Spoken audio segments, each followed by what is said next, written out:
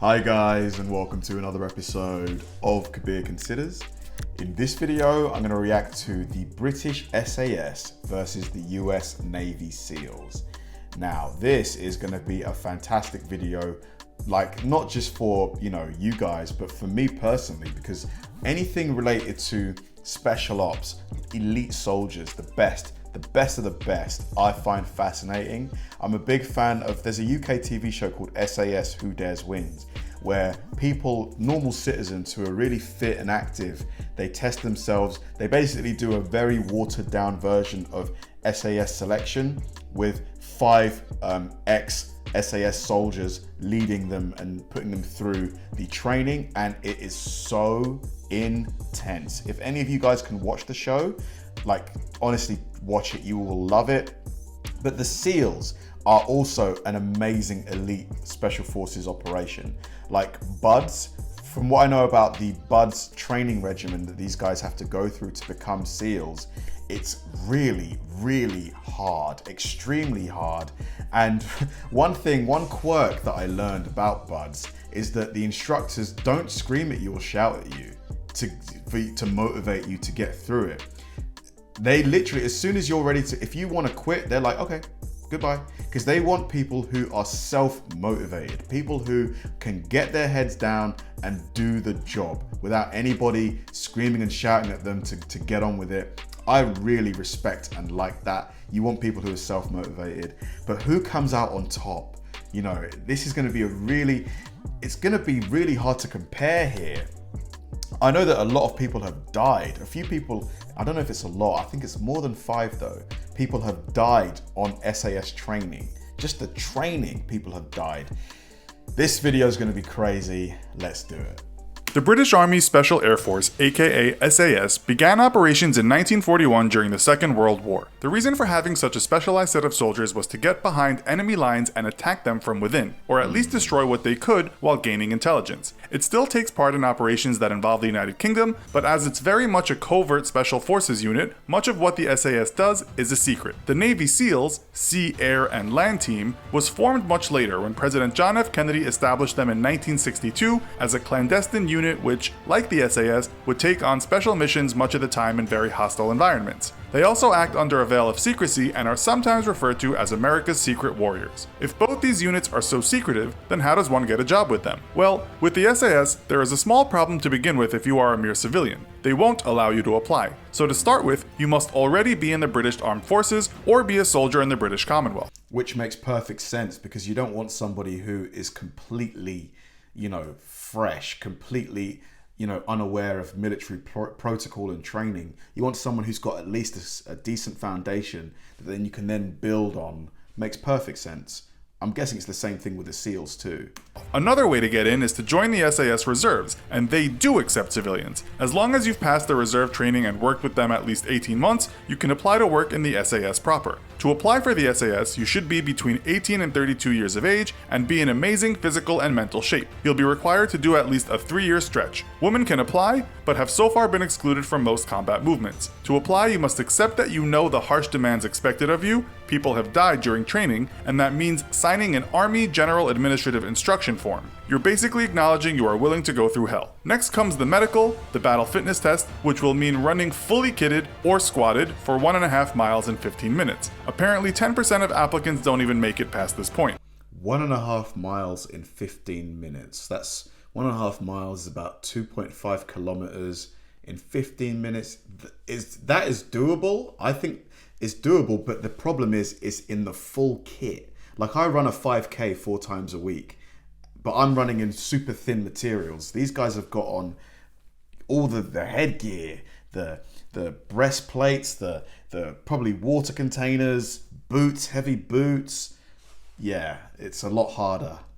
That pace for even an average person in running shoes and shorts isn't too bad. Now you start your real training. To join the Navy SEALs, you need to be a natural born or naturalized American between the ages of 18 and 28, although at 17 you can join if your parents say it's okay. If you want to become an officer, you can be up to the age of 33. The first woman ever started the training in 2017, but dropped out soon after. You'll need to have a clean record, and many background checks will be done. You'll then undergo physical and mental tests, including an eye test to make sure you have under 20/70 vision. As for what shape you must be in, well, you are going to go through hell with the SEALs, so they suggest you follow their Navy Special Warfare Physical Training Guide. This includes lots of long and short swims and runs, lots of interval training, as well as other workouts. As for other strength training, their gym workouts basically tell you you'll have to be as strong as a bull, as well as have all the cardio attributes. You'll be Man, that's a difficult thing, to be physically strong and have a good amount of muscle mass, but also have good cardio, because all that muscle is going to take a lot of oxygen to feed that. Not easy. Screened before you can start training, and that will mean you must show that you can run 1.5 miles in 11 minutes, but not squatted. This also comes after a 500-yard swim in 12.5 minutes, 42 push-ups, 50 sit-ups, and 6 pull-ups, all with a short rest in between. Once you actually start training with the SAS, the first phase lasts 4 weeks. This will test your endurance and ability to navigate through the wilderness, that being a harsh mountain range in Wales. In 2015, a young recruit died during this exercise just half a kilometer from the end. He died at the part nicknamed VW Valley, standing for Voluntary Withdrawal Valley. 2 other soldiers died that day too, leading to an inquest into the treatment of soldiers. He died half a kilometer away from the end. Oh, that is a tragedy. His family, his poor family. Some of the activities in the mountains included a 15-mile hike to start with. Those that can get through that then have to do a 40-mile hike carrying a 55-pound backpack, a rifle, plus their food and water. Yeah, this is no way I could do that. No chance. 40 miles. Carrying a 55-pound backpack. That's 2 thick 20 kg plates at the gym. There's no way. You have to be so strong to do this. They are not allowed to use any established trails, but they do have a map and a compass. After that, they can rest a bit and start the weapons training phase, as well as do parachute training. After that, there is 6 weeks of jungle training, usually in the rainforests of Belize, Borneo, or Brunei. The last phase is called escape and evasion, which will mean being forced into some horrible survival scenarios, as well as learning how to handle being interrogated. This will include humiliations and other psychological harassment, as well as being blindfolded, deprived of sleep, given nothing to eat or drink, being put in stress positions, imprisoned in a small cage, and having to listen to loud noises all the time. SAS tough guy turned novelist said physical injuries finish a lot of people off during training, but you need a lot of strength of will to get through the psychological stuff. In 2016, the Washington Times I would love to sit down and have a one-on-one conversation with like an ex-SAS operator. Just to the kind of person that can make it through all of that, all of the, the training. Like, that's a special person. That's not an everyday person. Reported that 1 Navy SEAL died in 3 out of the last 4 training classes. One was a drowning, another a suicide, and another a car crash after drinking heavily. The Post states that the 6-month training will include a 7-day stretch of little sleep, self-induced hypothermia, and brutal physical conditioning known as Hell Week. It's Hell Week where most recruits drop out. The training in Colorado starts with 5 weeks of pre-training in class. Get through that and you enter the realm of pain and indignity. The Navy SEALs website doesn't go into specifics, but states that you'll be tested to your limits of fatigue. This will include running through sand, swimming in oceans, sometimes in the middle of the night with your clothes on, rappelling down cliffs or buildings at speed, enduring cold and heat, getting lost and finding ways out, combat training, long-distance underwater dives, weapons and explosives training, mission planning, tactics training, and more. Hell Week seems to be the worst part. One soldier described it as being designed to put you through 24/7 days of no rest and continual harassment. From his class of 300, only 19 completed the training. It's the lack of sleep, I think, that's the big killer, Like, most people, if they get a good night's sleep, can endure. But, you know how it feels when you've not had a good sleep. You wake up and you're already at 80%. And then to have another night of bad sleep and another one, and you're doing all this marching and nah.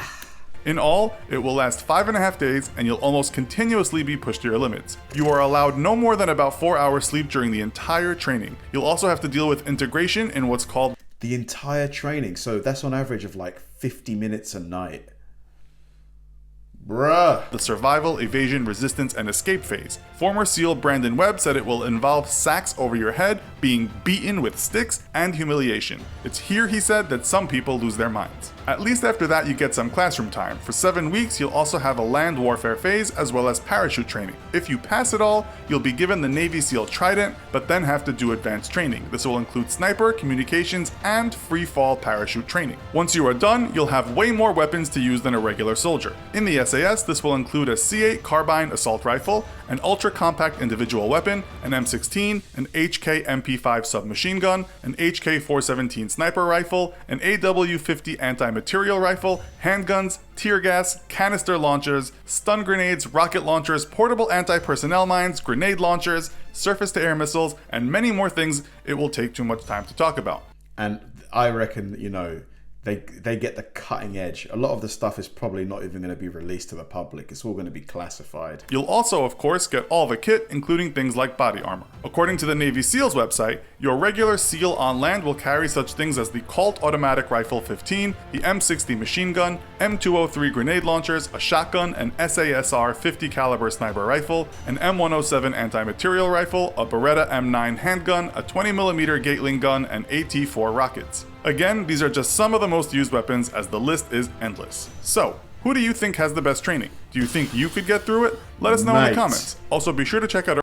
Wow. Incredible video. Incredible video. Honestly, I don't think any one of those groups would come out on top against the other, because the training is just so similar, and the caliber of warrior you're going to get at the end is going to be just elite. Like, I just don't think any one of them would have an edge. Like, maybe it depends on where the battle was to take place, but yeah, I think they'd be very evenly matched. And to be honest, I'm grateful for NATO, obviously, because it means that these guys are often working together on missions, like yeah, it's just the training is mind-blowing. The 40-mile hike wearing full gear, carrying 50 pounds weights, 50-pound backpack. I mean, most people, I probably couldn't do maybe 3 miles. I could maybe do going uphill, and that would be a real struggle. It would be a real 40. Forget about it. Forget about it. There's no chance. Really great video though. Thanks for watching, guys, and I'll see you in the next one.